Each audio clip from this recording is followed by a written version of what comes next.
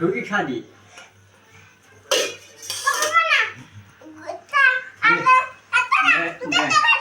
नव्हे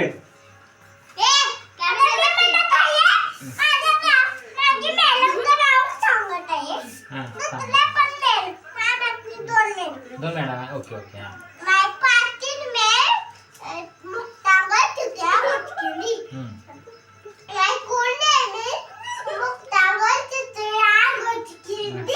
आयुर्भूत आहे का काय